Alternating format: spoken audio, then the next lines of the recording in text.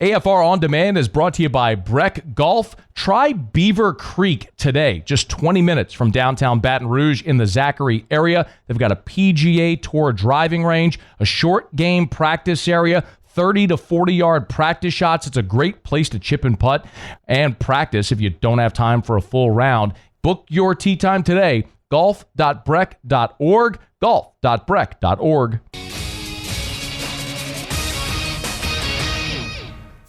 Matt Moscona. I'm very important. After further review. Say it one more time. After further review with Matt Moscona. And here we go. Live from the Raising Cane studio. Let's ride!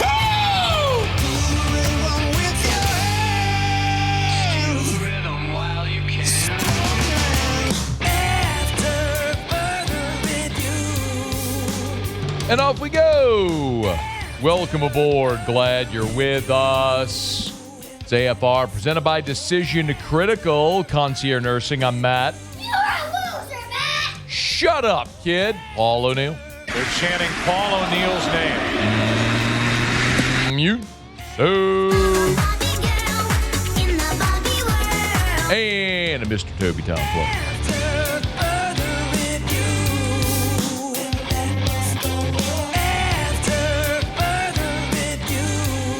All right. We're here. Glad you are as well. Get out there and make it a good one. Saints on the field for OTAs. Greg Sankey taking off the gloves to defend the SEC. Cole Freeman next hour. Kendall Rogers will be here. Sean Fazan will be here. Jeff Watson will be here. We got a ton to do. Let us begin as we do every single day. It's time to pop the top on another edition of AFR with Bud Light. Drink easy. Good time to remind you that OTAs are voluntary. They're voluntary. But it's another step in the offseason for NFL teams, including the New Orleans Saints, which begin year 2 of the Kellen Moore era. And Kellen Moore did, in fact, meet with reporters after practice, day 2 of OTAs, to tell folks how it went. This is practice 2 for us. Yesterday we had a good practice, more of a first and second down introductory day. That's kind of the focus here. OTAs in general, just from a philosophical approach, really scheme install, ton of fundamental work, and then getting into some of the physical conditioning. We just viewed OTAs as a ramp up right into training camp, and so we're trying to get these guys in really good football shape and just keep building as we go. Football shape, a little bit of install, build toward camp.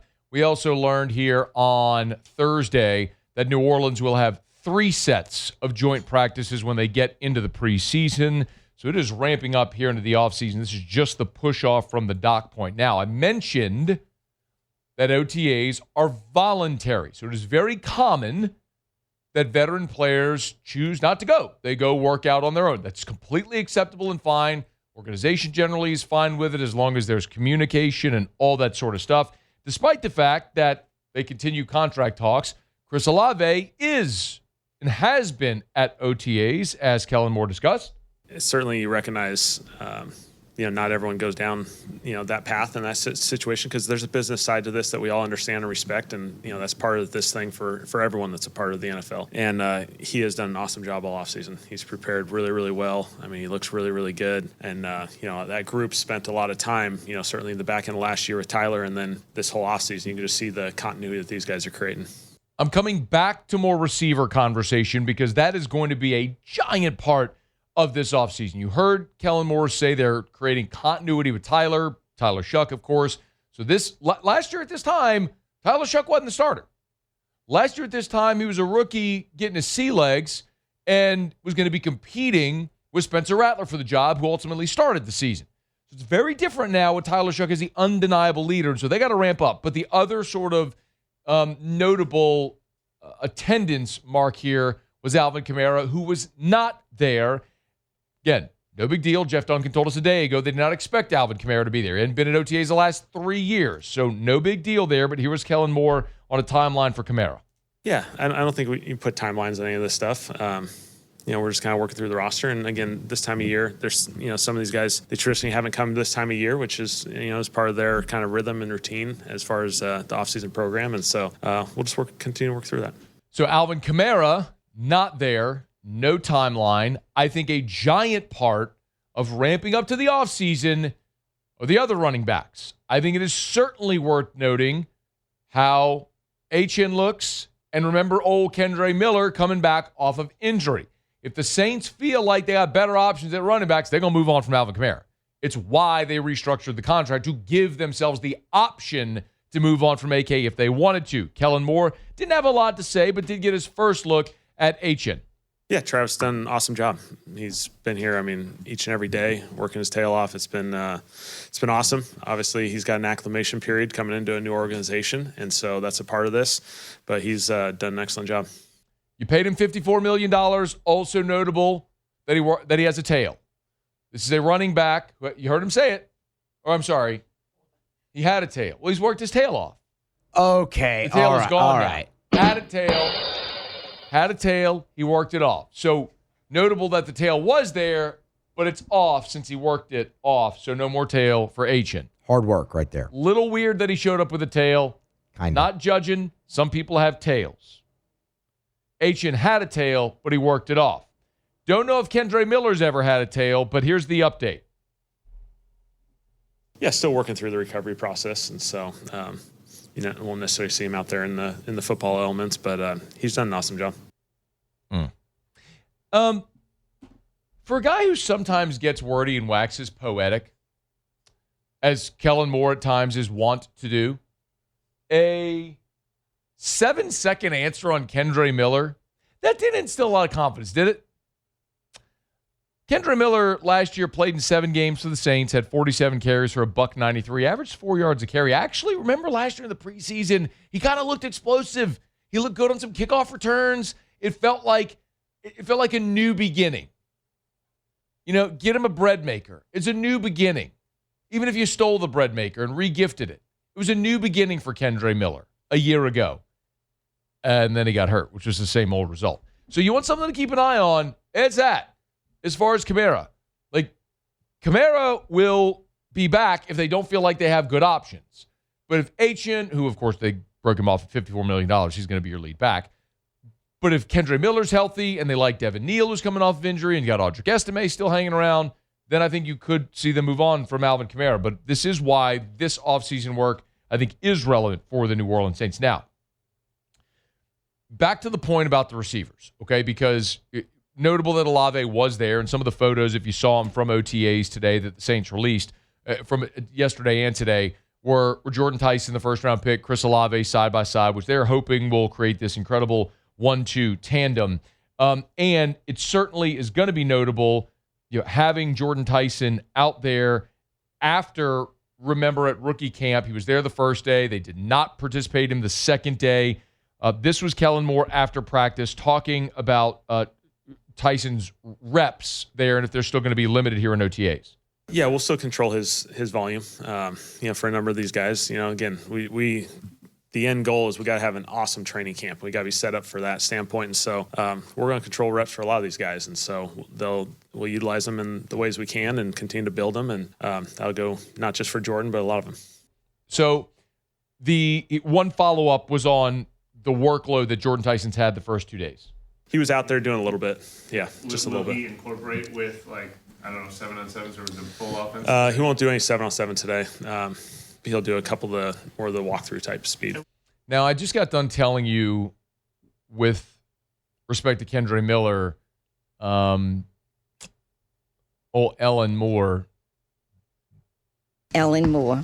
Didn't have a lot to say. Didn't have a lot to say there about Jordan Tyson either, a little close to the vest, but Jordan Tyson's spot on this roster is obviously locked up. One guy who is certainly worth watching is Jalen Polk, and he's fascinating because remember, Jalen Polk was a first-round pick out of the University of Washington, and he effectively took a redshirt year last year because the Saints traded for him, knowing he was injured and having a really disappointing start to his career. But when he came out of Washington and was in New England, and they knew he was going to miss the season, but they traded for him, giving up late draft capital to bring Polk to New Orleans, let him sit last year with this offense, right? Kellen Moore's offense coming in, and then have this year to see if this is the opportunity he could emerge.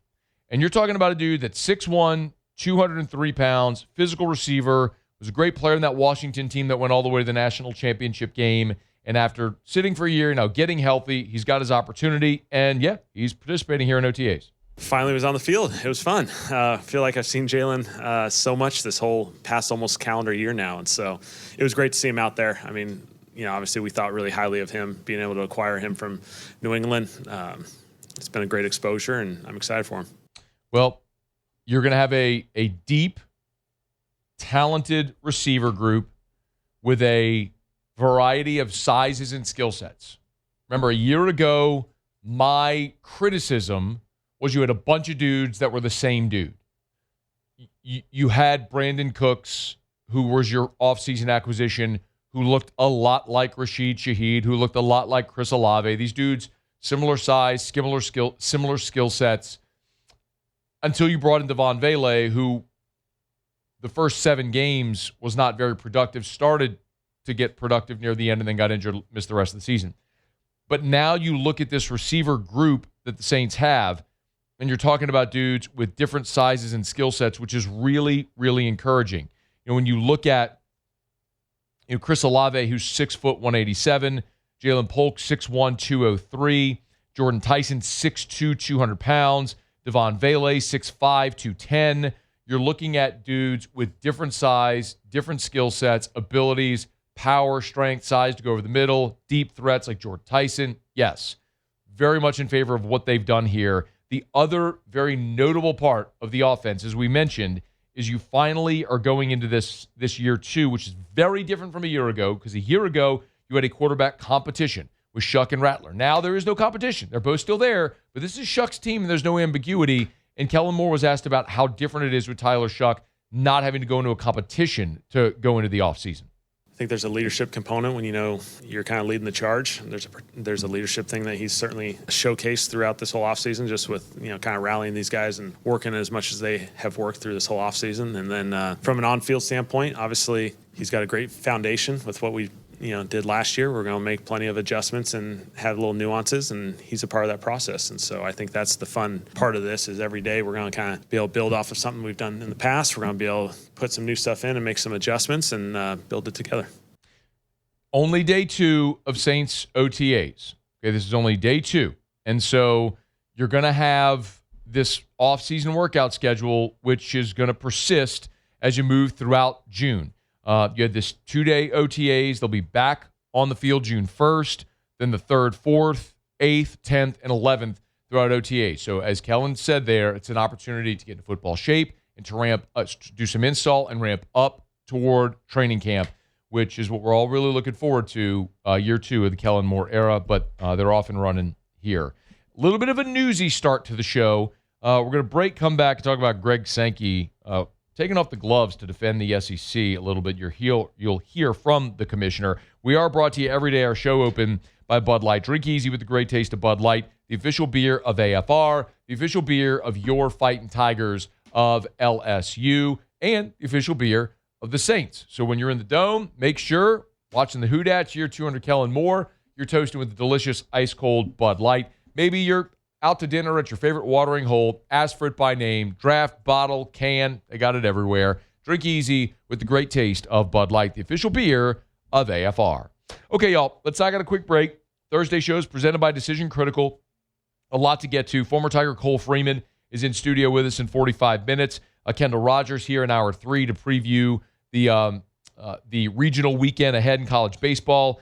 A lot of talk about the bipartisan act that was proposed a day ago for Congress to intervene in college athletics, the Save College Sports Act.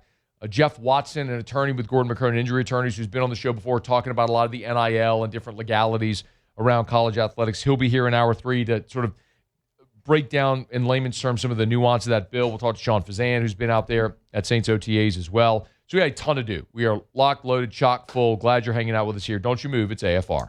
AFR. If you're thinking about a pool, you got to call Duplessis Pools. I'll give you the website, duplessispools.com, duplessispools.com. You can see, at Duplessis Pools, Derek Duplessis always says they would rather walk away from a job than put their name on something that is not up to their standard. At Duplessis Pools, They built a premium product. It's why they offer the 10-year workmanship warranty when the industry standard is 1 year. Another thing, go to a job site where Duplessis Builders is working, or maybe it's at your job site. You're never going to see a lot of subcontractors. Everyone that works, every one of their crews is a Duplessis Pools employee. They work for Duplessis Pools. So it's just the level of quality that they insist on in every single job that they do. It's Duplessis Pools. They'll build you a beautiful pool that lasts, and you'll have a great experience. So check them out. Start that pool design process today online at duplessispools.com, duplessispools.com. After further review with Matt Moscona, presented by Decision Critical Concierge Nursing. Healthcare for your lifestyle. Learn more at decisioncriticalbr.com.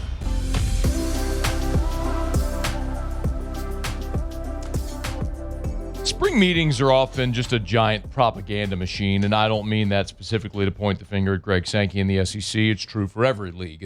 It's their opportunity to gather together presidents, football coaches, athletic directors, basketball coaches, women's basketball coaches, all of the power brokers within the conference to get together to move forward with a uniformed approach, to get in the same room, discuss what issues are at hand, and move forward publicly with a uniform approach. So there's sometimes saber rattling, but oftentimes it's just going to be the propaganda machine that's pumping. And every league has the thing that they'd like to lobby for. What becomes more and more clear with every passing day in college athletics is that you have the SEC, the Big Ten, and then a gigantic drop-off to everybody else, and figure it out however you want. Are there outliers of programs that are really good, like Miami just played for a national championship in football in the ACC, or Clemson with its recent success out of the ACC, or Arizona State having a really surprising year 2 years ago and making the college football playoff? Sure, there's outliers. Texas Tech in the Big 12. There's outliers and there's exceptions, but by and large, you're talking about Big Ten, SEC, who run everything, then everybody else is trying to consolidate, or I should say who is trying to organize collectively to pull their weight, hoping they can sort of punch back against the SEC and the Big Ten, but generally that's worthless. What's the more interesting fight, really, is watching the heavyweights, is watching the SEC and the Big Ten go toe-to-toe to see who might win that power struggle, and really the sport literally cannot move forward without their uniformed agreement. Like, we keep talking about this expanded college football playoff. I hope you all understand this. They cannot change the format unless the SEC and the Big Ten agree. If those two do not agree, the format cannot change, which is why we're at 12 for another year, which has got to be a detriment to the Southeastern Conference, because the SEC went to 9 league games thinking the playoff was going to expand. So the SEC now, which hasn't even competed for the national championship the last 3 years in football, has not had a team make the game for 3 straight years. Watch the Big Ten win it each of the last 3 years. Just made it even harder for their teams to get there, because you just went to a 9th league game. You guaranteed half of your league another loss, and you've got the Power 4 non-conference requirement, which the Big Ten doesn't have. Go look at the Big Ten's non-conference games. It's a joke. And we can have this conversation back and forth. But, for example, if you look at Indiana from a year ago when they won the national championship, and they were outstanding. They were the best team in college football. But Indiana's non-conference was Old Dominion, Kennesaw State, and Indiana State. Let me say that again. Indiana's non-conference last year, in the year where they won the national championship, was Old Dominion, Kennesaw State, and Indiana State. That's also the team that just canceled a future series with Virginia to play games against Kennesaw State and Austin Peay. Why? They are trying to clear the path to the college football playoff, give themselves the easiest path to get into the field, because the self-important dopes in the hotel ballroom in suburban Dallas discussing and debating things like defensive efficiency and game control, all they care about is the lowest common denominator, which, what's your record? No matter what it looks like, what's your record? So why play a tough schedule? The SEC keeps making it tougher on themselves. Nonetheless, Greg Sankey is still trying to win this public relations battle. He was asked why the Big Ten has surpassed the SEC, which, in watering holes in the Southeast, even though publicly nobody wants to admit it, you crack open an ice-cold Bud Light at a bar near you with your buddies, and you're talking about this, and you realize the Big Ten's won the last 3 national championships in football. The SEC hasn't even had a team in the championship game. The SEC's string of first-round draft picks, of having the most first-round draft picks in the NFL draft, just got broken by the Big Ten. Yeah, Big Ten's passed up the SEC. So Greg Sankey was like, hey, man, why did that happen?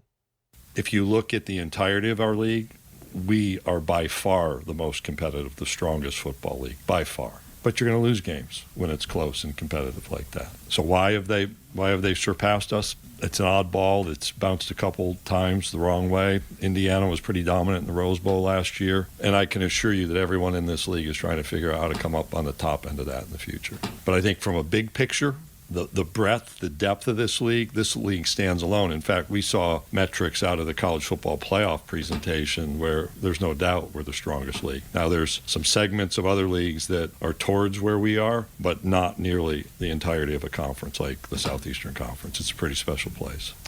I don't doubt at all that it's a special place, and the things that Greg Sankey just said there are relevant. There are also things that are undeniable, like we just talked about. At the top of the league, the Big Ten is better. This past year, Indiana won the national championship. Ole Miss, like if you look at the standings postseason, right after the year, given Ole Miss won 13 games, Ole Miss would be at the top. Just go right down the list. Indiana or Ole Miss. I think we know how that would go. I mean, Indiana just dump truck boat raced Alabama in the Rose Bowl. Ohio State, Georgia. Pretty competitive. Those would be 2. Pretty competitive game, I would think. But neutral field, maybe a slight lean Ohio State from last year. Oregon against Texas A&M. I mean, probably a lean to Oregon. I mean, Texas A&M lost a playoff game in its home field. Southern Cal against Alabama. Starts to get a little interesting there. It might lean Bama, depending on where it's played from a year ago. Michigan against Texas. Point spread value may lean Texas. So you're starting to get into a little bit more middle ground there. Iowa, Oklahoma would be next. Oklahoma made the playoff. Really good defense. Bad offense. Sounds just like Iowa. Washington against Vanderbilt. Vanderbilt was a 10-win team a year ago. I mean, could make a really compelling case for having been in the playoff. Illinois against Missouri. Minnesota against Tennessee. Minnesota against Tennessee. Nebraska, LSU. Northwestern against Kentucky. UCLA against Florida. Penn State against Auburn. A couple of fired coaches. Rutgers, Mississippi State. See, my point is, Wisconsin against South Carolina. Michigan State against Arkansas. And then they got Maryland and Purdue because they had 18 teams in the league. And the bottom are terrible there with Maryland and Purdue. But I guess my point is, when you look at the bottom of the SEC this last year, Arkansas, South Carolina, Mississippi State, Auburn, Florida, Kentucky, Kentucky, Florida, Auburn, Arkansas, they'll fire their coaches. That wasn't good. And it wasn't only bad because they were playing in a good league. Those are bad football teams, objectively bad football teams. So we talk about the depth of the conference. In the past, I could certainly make that argument, but I think what's happened to the SEC is what's happened to every league. The depth of the SEC was great because you recruited great and you could stockpile talent, which is no longer what you see in college football, because even if you recruit great talent out of high school, they leave. A player that might be we saw this in last year's recruiting class. You had a receiver from the state of Louisiana who was committed to LSU, who was going to be LSU's 4th guy in their class, instead signs with SMU because SMU pays him like a number 1 receiver to go there. Well, that weakens your depth and strengthens and raises the floor at another place. That's going to make everything compressed to the middle. You're creating parity in the sport. And you're not going to see as much dominance from any league. So we just rattled through the top of the conference. The conference is, and the top 5 was pretty evenly matched. But after that, you start to get into a lot of spot where it's like, I don't know, flip a coin. It's very evenly matched as you go throughout. Sankey wasn't done. Started talking more about why the SEC keeps losing by small margins. And let's go back to the Peach Bowl. Was it January 1st, 2022? Field goal sales left. Georgia wins. We're great. The margins are so thin. Michigan beat Alabama in the Rose Bowl in overtime. Last year, you look at the Texas-Ohio State game. Texas scores. There's a screenplay, breaks the game open. You go to possessions in the red zone, really close, and there's a turnover. And I use those. And this year, the ball's in the air. Ole Miss, Miami. I'm standing in the end zone. Pretty good grab. That wasn't a Hail Mary. That was an attempt to score a touchdown on the last play. I mean, those are small margins between winning and losing. Stumping for his league, and I don't blame him for stumping for his league, but it was also a situation where when the SEC was winning national championships 6 straight years, a lot of those national championship games weren't even competitive. So the question is, how do you get to a solution to where you get back on top? And I don't think it's necessarily that you do anything different. I think it's you have to do the thing that SEC basketball did to elevate itself, which is to say, make really good hires. You want to know how you elevate the depth in your league? Auburn needs to hit on Alex Golish. Florida needs to hit on John Summerall. Arkansas needs to hit on Ryan Silverfield. Kentucky needs to hit on Will Stein. Like, those good coaches come into the league to replace failed coaches. You will elevate the floor of your conference. If they don't, you're going to have a watered-down talent pool, 1 to 85, with bad coaches, and you're going to continue to see what you've seen. And yes, there will be small margins at the top with the really good programs, but you're just not going to win at the clip you once did. I just don't think that's realistic anymore with how rosters are being built. Unless if we get to a point where you can cap spending, which I don't think is actually going to happen. But if we get to a point where you can cap spending, and then it really becomes about the things that used to matter: geography, TV, facilities, passionate fans. All if it comes about that, and not so much as highest spender, then yes, then the SEC I think can regain its dominance. I just don't know that day ever comes back into college football. At least not soon. All right, it's after further review. We're brought to you by Relief Windows, reliefwindows.com. Windows, doors, siding, shutters, and shades. Relief Windows and reliefwindows.com. Agree, disagree, let me know. You got feelings? Shoot me an email, tweet me, text me. 225-396-4400, 396-4400, 396-4400. Always love telling you about Relief Windows. My buddy Brandon Holly and the gang at Relief Windows, they do awesome work. Premium product. They're going to measure twice to install once. Think about what I just said. They actually send a measure tech out to your house first to measure twice. So they order custom windows made to the exact specification of your home. So they'll only have to do one install that's perfect, sealed perfectly. It reduces costly air leaks, makes your home more energy efficient, increases your home's resale value. So this is an investment that will end up paying for itself over time. It's Relief Windows. Windows, doors, siding, shutters, and shades, Relief Windows, and reliefwindows.com. Okay, y'all. It's after further review. Always love having you hang out with us here. Let me knock out a quick break. Our Thursday shows are presented by Decision Critical. We'll come back, go around the SEC. Also, the latest on Brendan Sorsby, an updated Texas Tech season odds, given the uncertainty around Sorsby. We're going to get to that. And Cole Freeman, former Tiger great, will be in studio with us in about 30 minutes. Stick around. It's AFR. AFR. About that time of year where a lot of people sell their home because kids are out of school. This is the time to move. Maybe you got transferred for your job and you need to sell your home here, and you got to sell your home here before you can buy a home there, whatever the case may be. If you need to sell your home fast for the most amount of money, you need Darren James. I'm going to give you Darren's cell, which I've done every day for years, but it's not a gimmick. You're not going to a call center. This is the cell that Darren James has in his pocket right now if you want to give him a call or shoot him a text. 335-7666, 335-7666. In the 225, of course, agent225.com. 335-7666. If you're thinking about selling your home, maybe you got it listed with another realtor, got it listed for sale by owner, you're not getting traction, you need a plan to get your home sold faster for more money, call Darren James and get your home sold. 335-7666 or text him. 335-7666 or agent225.com. Think real estate, think Darren James.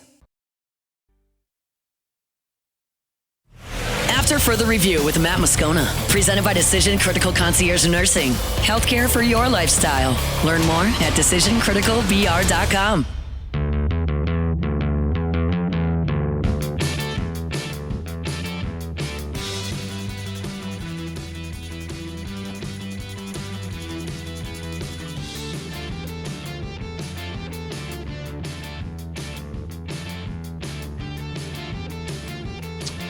Arkansas Athletic Director Hunter Yurachek.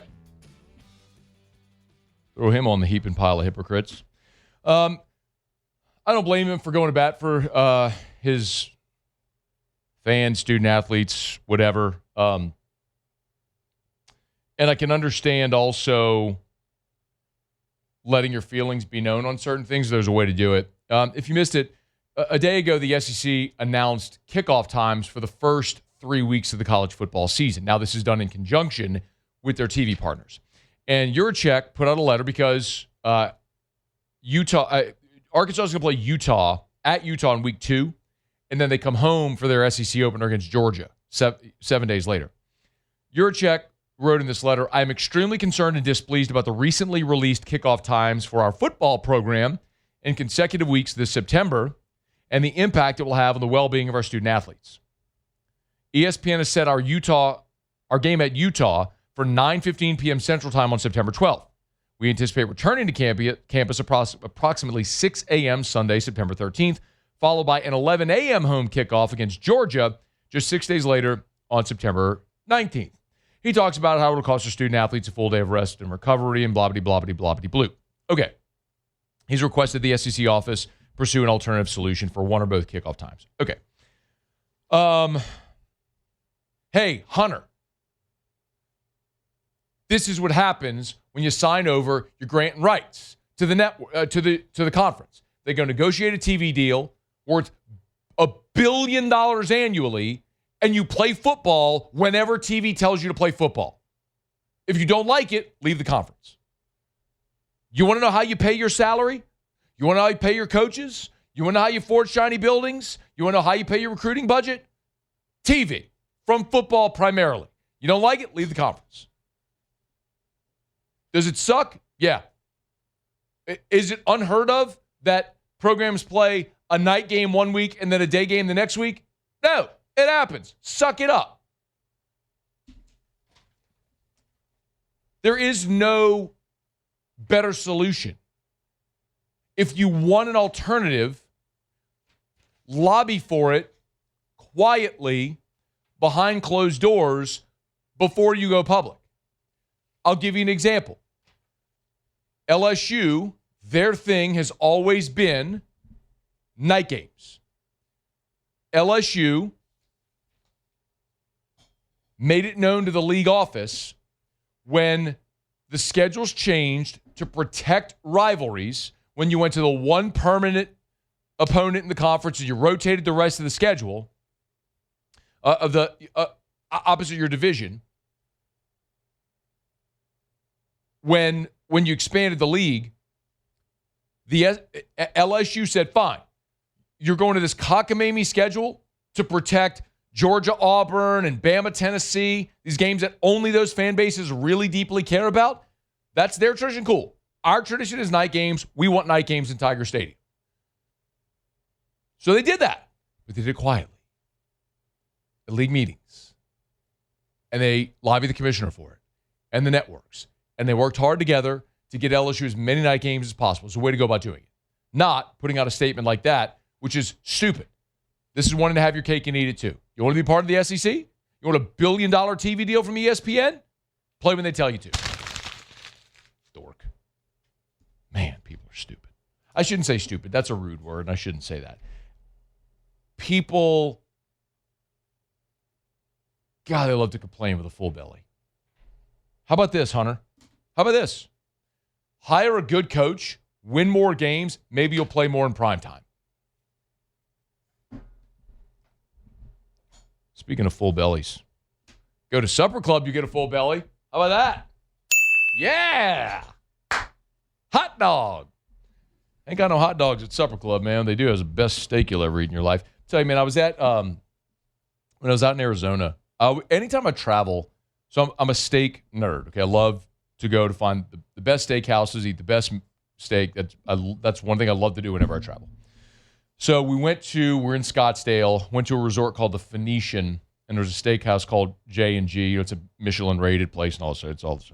It was great, man. Had a 19-ounce bone-in ribeyes, fantastic. I'm going to tell you this right now. if you said I could go back to Scottsdale right now and have that 19-ounce bone-in ribeye, or go to Perkins Road at Seagan Supper Club and have the Australian Wagyu or the Japanese Omi beef or the bison I had at Supper Club 2 weeks ago, ain't even a choice. I'm telling y'all, when Brandon and Mackenzie opened Supper Club, their whole objective was, Brandon obviously with work has done an amazing job and been able to travel the world and go to fine restaurants. And he's like, I want to take this world-class experience that has usually been reserved for New York or LA or San Francisco or London or Paris or Dubai or whatever, and bring it to Perkins Road near Bluebonnet. You want to go have the best dining experience you'll have anywhere in Louisiana, maybe anywhere in your life? Supper Club. SupperClubBTR.com, SupperClubBTR.com. Get your reservations today, SupperClubBTR.com. All right, let's go around the SEC. Around the SEC, bringing you the biggest news from the nation's best conference, the Florida Gators. John Summerall's assistants are going to make a combined $11.2 million. I wonder how they pay for that. Oh, TV money. Shut up, Hunter Yurachek. Buster Faulkner, the OC, signed a 3-year, $6.6 million deal when he left Georgia Tech to join Summerall there in Gainesville. Brad White, the defensive coordinator, signed a 3-year, $5.85 million. 4 other assistants are going to make at least $1 million. The Georgia Bulldogs. Kirby landed an in-state defensive lineman for the class of 2027, Waylon Wooten. He's number 976 overall, number 104 in Georgia. He's the 8th commitment for 2027. The Missouri Tigers. Speaking of defensive linemen, Elijah Drinkwitz landed defensive lineman Dami Sowunmi. That's him. 6'4", 275. Chose Missouri over K-State, Cincinnati, Iowa, and others. 3-star, the 75th best defensive lineman in the country. The Tennessee Volunteers. Basketball hired new assistant director of player development, Chris Parker. He joins the staff to replace Riley Collins, who left to join Justin Gainey's staff at NC State, who, of course, replaced Will Wade. Parker is a native of Plano, Texas, was a grad assistant at TCU last season. The Vanderbilt Commodores. And Vandy guard Tyler Tanner has spurned the NBA draft. The sophomore tested the draft waters, but will return to Nash Vegas. He was all SEC this past year, leading the doors to the second round of the NCAA tournament, averaged 19 points per game, 5 assists, and 2 steals. There you have it. That is Around the SEC. Thursday shows presented by Decision Critical Concierge Nursing. It's not just healthcare. It's healthcare for your lifestyle. Check them out online at decisioncriticalbr.com, decisioncriticalbr.com, but don't let the BR fool you. Decision Critical has offices all over the state of Louisiana, nurses in every corner of the state, and they now have a Dallas office as well. So, started in Baton Rouge, really around COVID, when they were administering COVID tests is how they really started to scale, but they do everything. End-of-life care. If you need to sleep when you bring home a new baby, they can come watch your baby overnight. Maybe you've had surgery, you need in-home nursing care. Maybe you need someone to get you home from surgery.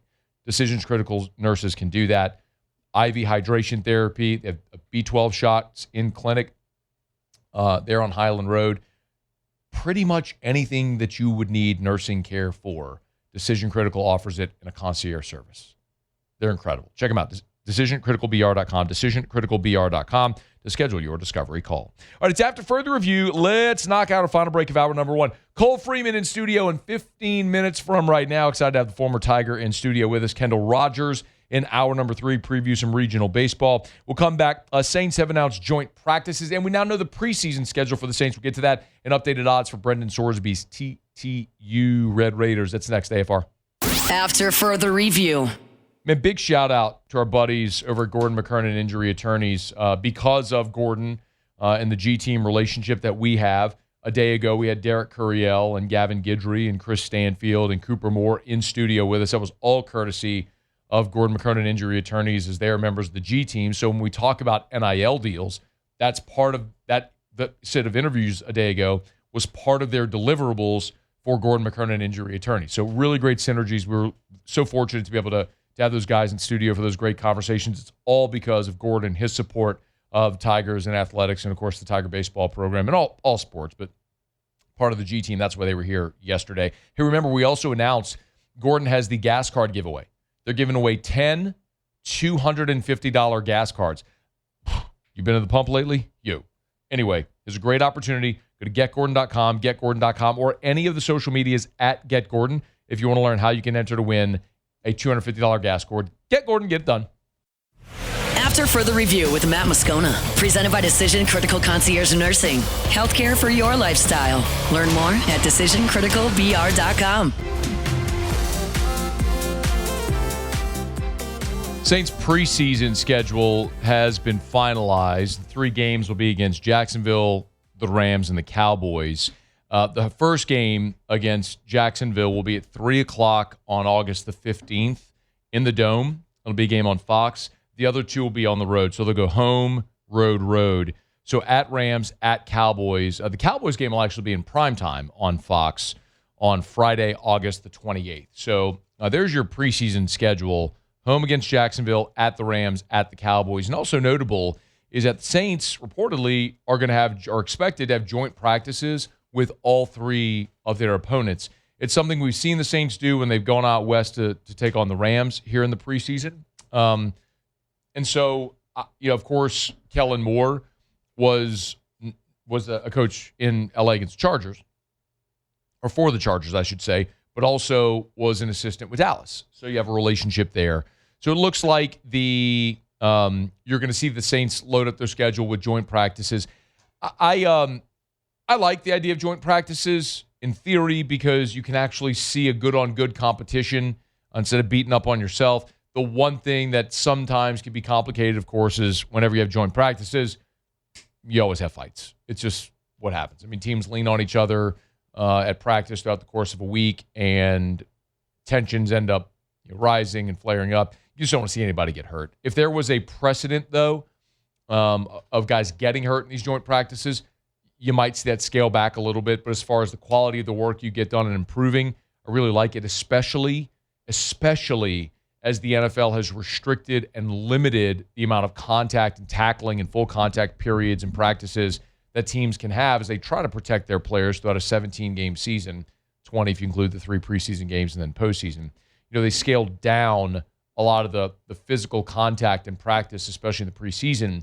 So as a result of that, this isn't a unique thought. A lot of people say this, and it sort of is proven that a lot of the quality of play in the first month of the season is not very good, as guys are only then starting to go through full contact in game situations. So then they start to get better and improve as the season goes along.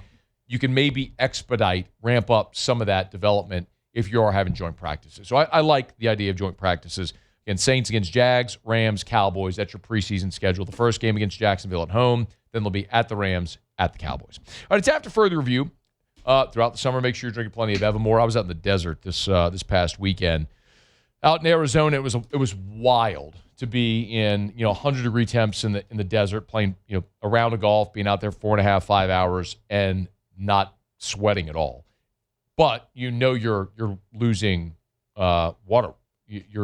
You're losing hydration. So it's important to remind yourself to drink water. Evermore is natural artesian water, and it's a Louisiana product. Highly recommend, 10 out of 10, whatever crappy bottled water you're drinking, stop drinking it and pick up Evermore. You'll taste the difference. You'll support a great Louisiana company. You'll stay hydrated. It's a healthier alternative.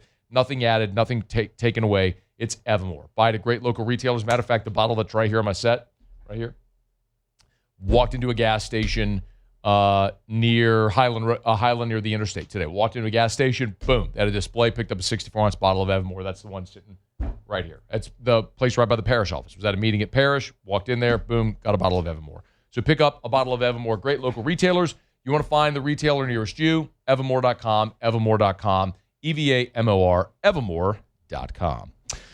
Real quick, before we hit the top of the hour break, the Brendan Sorsby situation is continuing. The NCAA, of course, has rejected his appeal. This is very likely headed for court, as we all understand. Odds makers are adjusting accordingly. Texas Tech's odds opened to win the college football playoff at 14-1. They actually went as low as 11-1. Now they've ballooned to 25-1. So the odds makers accounting for the likelihood or probability of Brendan Sorsby being ineligible. Their win total went from 11 to 10.5, which is actually kind of interesting there because it didn't have a dramatic effect, just half game. The Big 12 odds went from a minus $1.60 to plus 105. So they're still the favorite. Texas Tech is still the favorite in the Big 12 over BYU and Utah, which says probably more about the Big 12 than anything. And Sorsby's Heisman odds open 18-1, went as low as 14-1. His replacement, Will Hammond, right now is at 200-1. All right, hour 2 coming up next. After further review.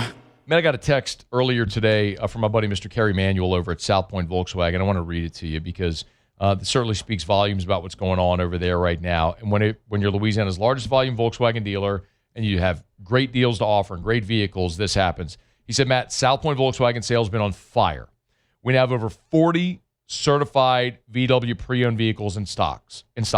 Jettas, Taos, Tiguans, Atlases, Cross Sports, most with an extended Volkswagen certified factory warranty.